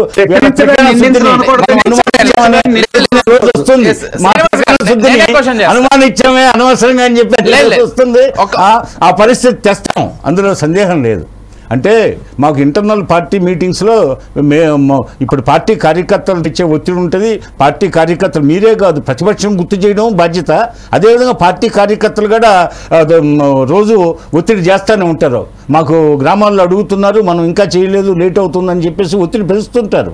అందుకని ఇటు ప్రతిపక్షం, ఇటు మీడియా, ఇటు సొంత పార్టీ కార్యకర్తలు, ఇటు కూటమి కార్యకర్తలు అన్నింటినీ దృష్టిలో పెట్టుకుని ఆ ఒత్తిడిలన్నిటికీ పరాకాష్ఠగా అన్ని కార్యక్రమాలు త్రికరణ శుద్ధితో త్వరలో అన్ని అమలవుతాయి. మీరు చూస్తారు కదా, అందులో సందేహం లేదు. శ్రీనివాస్ గారు ఏం చెప్తారండి? అన్ని అమలవుతాయి, ఈరోజు కామెంట్ చేసినటువంటి వాళ్ళు రేపు మెచ్చుకుంటారు అంటూ చెప్పుకొస్తున్నారు. ఏం చెప్తారు శ్రీనివాస్ గారు? ఇప్పుడు శాసనాలు చేసి పిలవకండి, సంయమనం కావాలి. ఇప్పుడు గత ప్రభుత్వాన్ని అంటే మొట్టమొదటిసారి ముఖ్యమంత్రి పదవిలోకి వచ్చిన జగన్మోహన్ రెడ్డి గారు ఆయన అనేక తప్పిదాలు చేసినప్పుడు వీరు కూడా సలహాలు ఇచ్చాలి. ఇవాళ సలహా విమర్శించడం కాదంటున్నారు కదా, విమర్శించడం కాదు, సలహాలు ఇవ్వాలి, గుర్తు చేయాలి. వీరు ఎప్పుడైనా సరే చంద్రబాబు నాయుడు గారు గత ప్రభుత్వాన్ని ఎక్కడైనా లక్ష్య పెట్టారో అన్నిటిని కూడా ఆక్షేపించారు. వాళ్ళు ఎక్కడైనా డిలే చేసి ఆక్షేపించారు. చంద్రబాబు నాయుడు అసలు ప్రజల్లో తిరగనీయకుండా ఎన్ని ఇబ్బందులు పెట్టారు. లోకేష్ బాబు పాదయాత్రకి ఎన్ని ఇబ్బందులు కల్పించారు. అడుగడుగునా ఇబ్బందులు పెడితేనే కదండి ప్రజల్లో తిరుగుబాటు వచ్చింది. ఇదేందిరా బాబు ప్రజాస్వామ్యం వీళ్ళు విశాఖపట్నం పోతుంటే, లేకపోతే తిరుపతికి పోతుంటే, లేకపోతే పిలిచే ముందు శ్రీనివాస్ గారు ఏం జరుగుతోందంటే మీ నెట్ సిగ్నల్ ఇష్యూ వల్ల ఒక్కోసారి బ్లాంక్ అయిపోతుంది మీ స్క్రీన్. దానివల్ల నాకు బ్లాంక్ అయిపోతుందండి ఇక్కడ. దానివల్ల వారు మాట్లాడుతున్నారు, ఎక్కడ డిస్టర్బ్ చేసే ప్రయత్నం చేయట్లేదు. మీరు కంటిన్యూ చేయండి శ్రీనివాస్ గారు. అలా కంటిన్యూ చేస్తారు. ఇప్పుడు రాష్ట్ర ప్రభుత్వాన్ని స్థానిక పార్టీలు అంటే మీకు ప్రాంతీయ పార్టీలు ఎన్నుకున్నప్పుడు వీళ్ళకి రాష్ట్ర ప్రభుత్వం నడపడం చేయంగా ఉన్నప్పుడు అకలింపు చేసుకోవాల్సింది ప్రపంచ విధానాలను కాదండి, జాతీయ విధానాల్ని.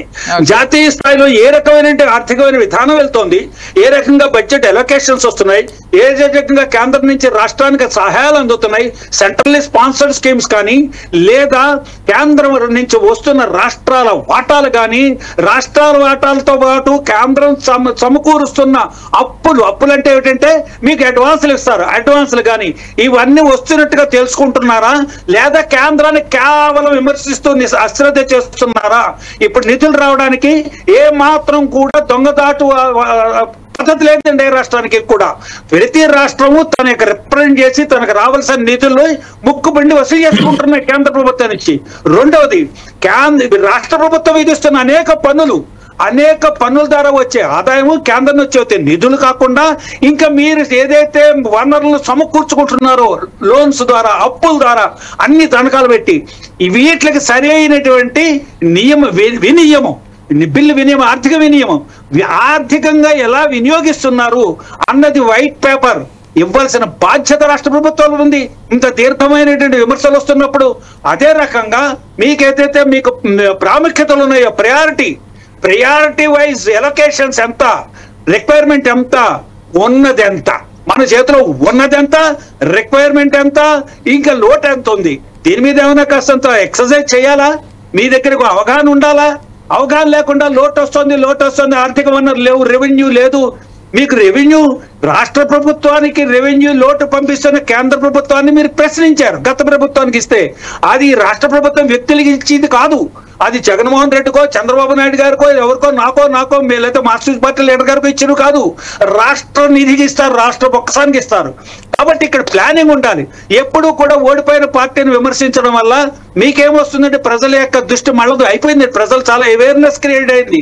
ప్రజలు మీకు అధికారాన్ని ఇచ్చాం వాళ్ళకి. శ్రీనివాస్ గారు రైట్, ఒక్కసారి జగదీష్ గారితో మాట్లాడదాం. కైండ్లీ శ్రీనివాస్ గారు ఒక్క నిమిషం, మళ్ళీ బ్లాంక్ అయింది మీది. ఒకసారి జగదీష్ గారితో మాట్లాడదాం. జగదీష్ గారు అసలు మొత్తంగా సరే, జగదీష్ గారు లేరు, వీరయ్య గారితో ఒకసారి మాట్లాడదాం. వీరయ్య గారు, విజయశంకర్ గారు ఉన్నానండి. ఓకే ఎస్ జగదీష్ గారు, ఇంకొక విషయం కూడా జగన్మోహన్ రెడ్డి గారు ప్రస్తావించారు. నేను గత 5 ఏళ్ల పాటు నా కార్యకర్తలను పట్టించుకోకుండా కేవలం ప్రజల కోసమే పనిచేశాను, ఇప్పటి నుంచి నా కార్యకర్తల్ని పట్టించుకుంటున్నాను. కూటమి ప్రభుత్వంలో వైసీపీ కార్యకర్తల్ని తీవ్ర ఇబ్బందులకు గురి చేస్తున్నారు, డెడ్ బుక్ పేరుతో ఎక్కడికక్కడ వైసీపీ కార్యకర్తలను ఇబ్బంది పెట్టే ప్రయత్నం చేస్తున్నారు, వాటన్నింటికీ నేను సమాధానం చెప్తాను, వైసీపీ కార్యకర్తలకు ఏ భయం అవసరం లేదంటూ ఆయన చెప్పారు. అందులో ఆయన మాట్లాడుతూ జగన్ 2.1 చూస్తారు, ఇప్పటి నుంచి మరో జగన్ని, మరో కోణాన్ని చూస్తారని చెప్పారు. ఏమంటారు ఈ వ్యాఖ్యలకి? వరదాల చాట్ నుంచి ప్రజాక్షేత్రానికి వస్తానంటంలో మార్పు వచ్చిందంటంలో వీ అప్రిషియేట్ ఇట్. ఎందుకంటే ప్రజాస్వామ్యంలో ప్రజల మధ్యలో ఉండటం అన్నది అది ఖచ్చితంగా ఉండాలి. అందులో ఒక పార్టీ లీడర్ అన్నప్పుడు ఇందాకే చెప్పాను, he should lead from the front. ఆయన ముందుంటే కార్యకర్తల ధైర్యం ఉంటుంది. ఆయన ప్యాలెస్ లో కూర్చొని ప్రెస్ మీట్లు ఇచ్చే వరకు పరిమితం అయితే ఇదే పరిస్థితి వస్తుంది. అంచేత దానికి మేము కాదన్నాం. కానీ ఇప్పుడు మీరు ఇంకో ప్రశ్న అడిగారు. ఇవాళ మళ్ళా జగన్ 2.0 ఏదో ఒకటి చూస్తానని చెప్తా ఉన్నారు. కాన్ఫిడెన్స్ ఇవ్వచ్చు, ఆ విధంగా మాట్లాడాలి, పార్టీని ప్రొజెక్ట్ చేయాలంటే మాట్లాడాలి. దాని గురించి మేము ఎప్పుడు కామెంట్ చేయడానికి ఇది ఉండవు. ముందు అసెంబ్లీ ఆయన్ని గెలిపించారండి, అసెంబ్లీకి రమ్మనండి. ఇది ఎల్ఓపి ఉంటేనే అసెంబ్లీకి వస్తానంటాం, దట్స్ అసలు అది రెడిక్యులస్ అండి. ఇది ఆయన వాయిస్ వినిపించకుండా నాకు టైం ఇవ్వరు కాబట్టి నేను రావటం లేదంటారు ఏంటండి? ఇచ్చి మాట్లాడితే ఆయన టైం ఇవ్వకపోతే అప్పుడు దెర్ ఇస్ ఎ మీనింగ్. అసలు అసెంబ్లీలో మొదటి రోజు సంతకం పెట్టి తర్వాత రావడం మానేసి అసెంబ్లీకి ఎందుకండి రావటం లేదు? వస్తే వాస్తవాలన్నీ బయటపడతాయి. 5 ఏళ్ళు ఆయన చేసిన ఇవన్నీ కూడా ఇది అవుతాయి. ఇంకోటి మీరు అడగండి, నేను ఒకటి అంటాను. ఇప్పుడు శ్రీనివాస్ గారు చాలా చక్కగా మాట్లాడుతున్నారు, బట్ ప్రీచింగ్ కి ప్రాక్టీస్ కి దెర్ ఇస్ ఎ చాలా బిగ్ గ్యాప్ ఉంటుందండి. ప్రీచ్ చేయొచ్చు, ఇలా మాట్లాడొచ్చు, when it comes to practice administration చేసేటప్పుడు చంద్రబాబు నాయుడు గారు రాష్ట్ర ఆర్థిక పరిస్థితి గురించే మాట్లాడి ఇవన్నీ ఇబ్బందులు ఉన్నాయన్నారు. అయితే మీరు అనొచ్చు, ఇబ్బందులు ఉన్నప్పుడు ఎందుకు వెల్ఫేర్ స్కీమ్స్ అని. Welfare schemes is part and parcel of the politics. దాన్ని ఎవరైనా డినై చేయగలరా? Nobody can deny it.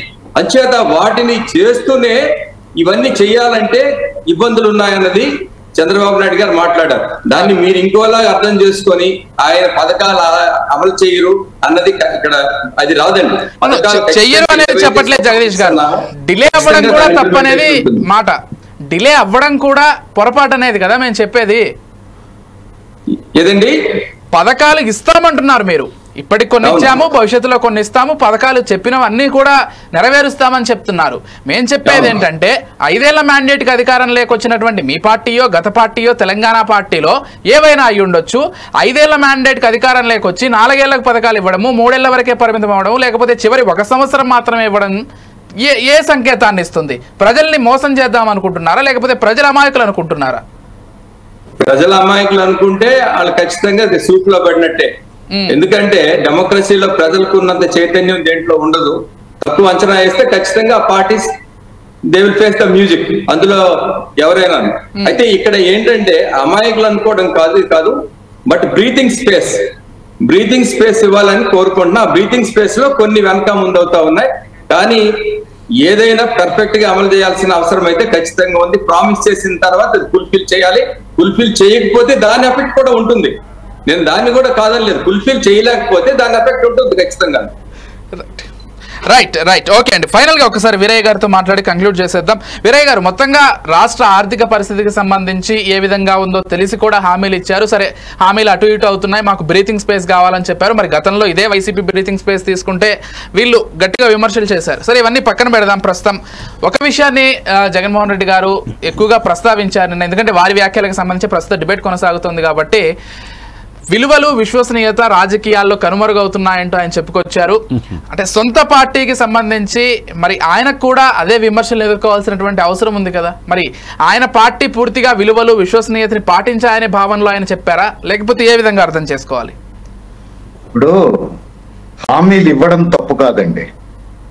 హామీలు అమలు చేయడానికి అవసరమైన నిధులు ఎక్కడి నుంచి రావాలో కూడా మాట్లాడాలి.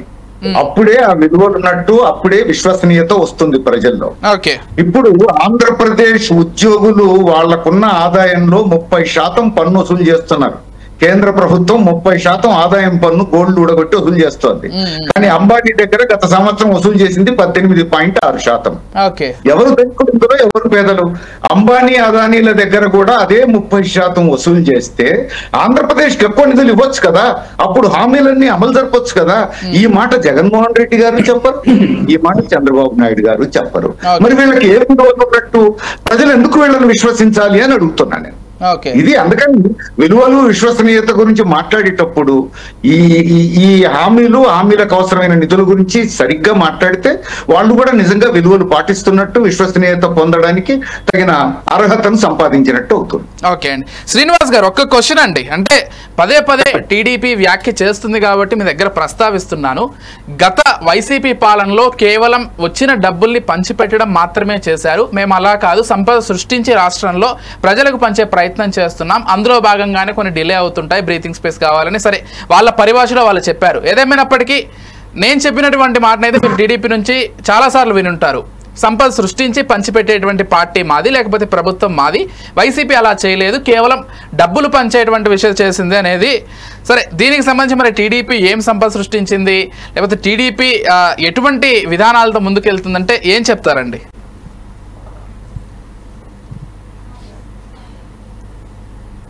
ఇప్పుడు శ్రీనివాస్ గారి ఫ్రేమ్ ఫ్రీజ్ అయ్యింది. సరే, చెప్పండి.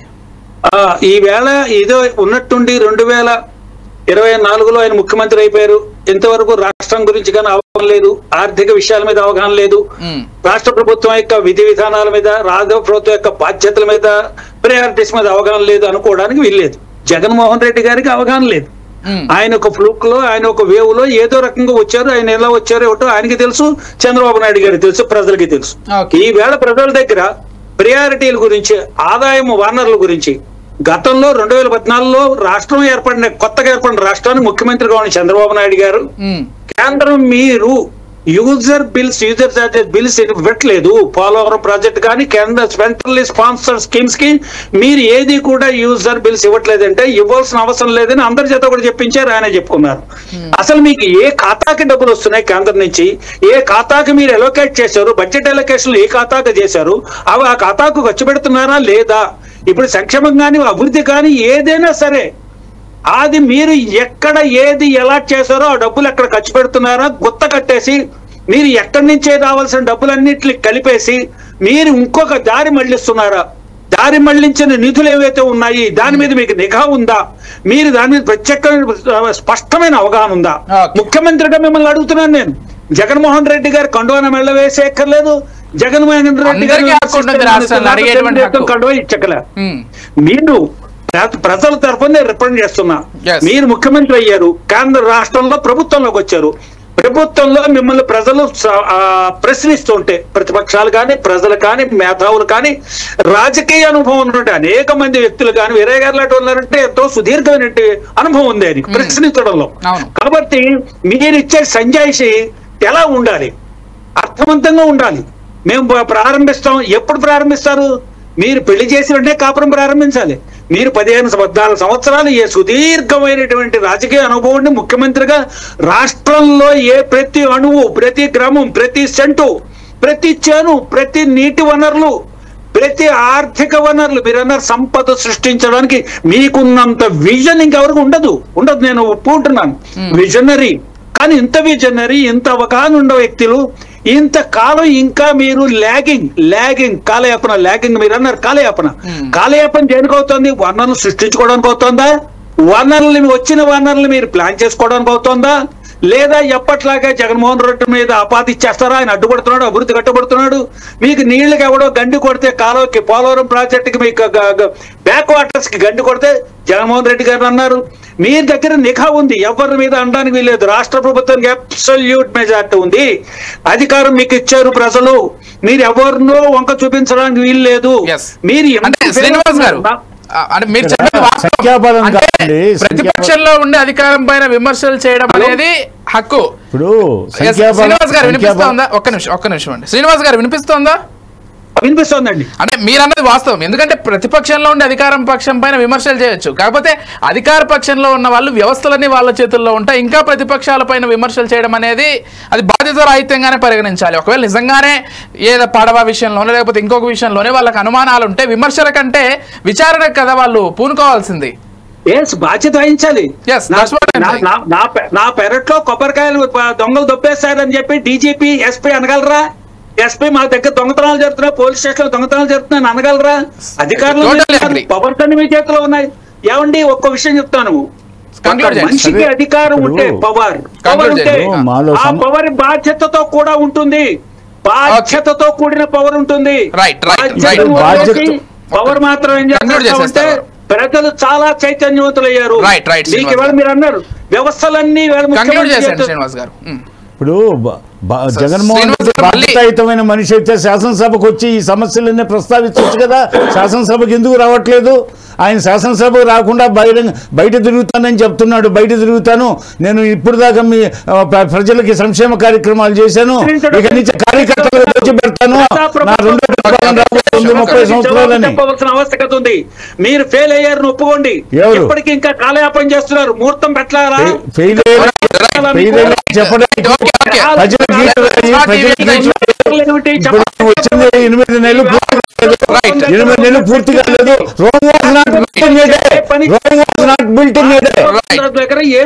దగ్గర 100 కోట్లు లేవండి. ఉన్నాయా? ఏదో పని చేయండి.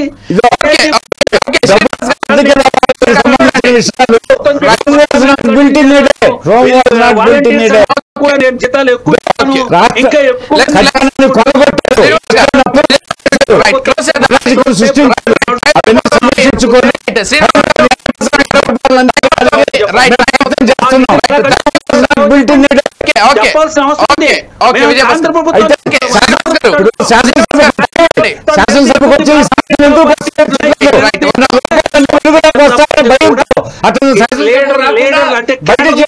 ఈ ఉత్తర విజయభాస్కర్ గారు మీరు అడిగినటువంటి క్వశ్చన్ సరే. శ్రీనివాస్ గారు థ్యాంక్ యూ సో మచ్ అండి. ఒక్కసారి వీరయ్య గారితో మాట్లాడి కంక్లూడ్ చేసేద్దాం. వీరయ్య గారు, చివరి ప్రశ్న. జగన్మోహన్ రెడ్డి గారు ప్రెస్ మీట్ పెట్టి చెప్పడం కావచ్చు, ఇవన్నీ కూడా కావచ్చు, ప్రజాక్షేత్రంలోకి వస్తున్నారు. రైట్, అందరం కూడా స్వాగతిద్దాం. ప్రజాక్షేత్రంలోకి రావాలి, ప్రజల మధ్య ఉండాలి. ఒక పార్టీ నేతగా మనమందరం కూడా స్వాగతిద్దాం. కాకపోతే ఒక విషయం అండి, అసెంబ్లీకి రావట్లేదు అని పదే టీడీపీ వాళ్ళు చెప్తున్నారు. అది కూడా వాస్తవమే కదా. అసెంబ్లీకి సంబంధించి ఒక పార్టీ నేతగా కావచ్చు, లేకపోతే ఒక నియోజకవర్గానికి ఎన్నికైనటువంటి ఒక ఎమ్మెల్యేగా జగన్మోహన్ రెడ్డి గారికి బాధ్యత ఉంది. ప్రతిపక్ష నేత, వైసీపీ అధినేత, ఇవన్నీ కూడా పక్కన పెడదాం. పులివెందుల నియోజకవర్గాన్ని ఆయన ఒక ఎమ్మెల్యేగా గెలుపొందారు కాబట్టి ఆ బాధ్యత అయితే ఖచ్చితంగా ఉంటుంది కదా, దానికి సంబంధించిన అసెంబ్లీకి రావాల్సిన బాధ్యత ఆయన పైన ఉంటుంది కదా, ఎందుకు చేయలేకపోతున్నారు? ఏం చెప్తారు చెప్పేసి కంక్లూడ్ చేసి న్యూ డెమోక్రసీ తరఫున గుమ్మడి నర్సయ్య గారు హాజరవుతారు అసెంబ్లీలో. భాస్కర్ గారు రైట్ రైట్ రైట్ రైట్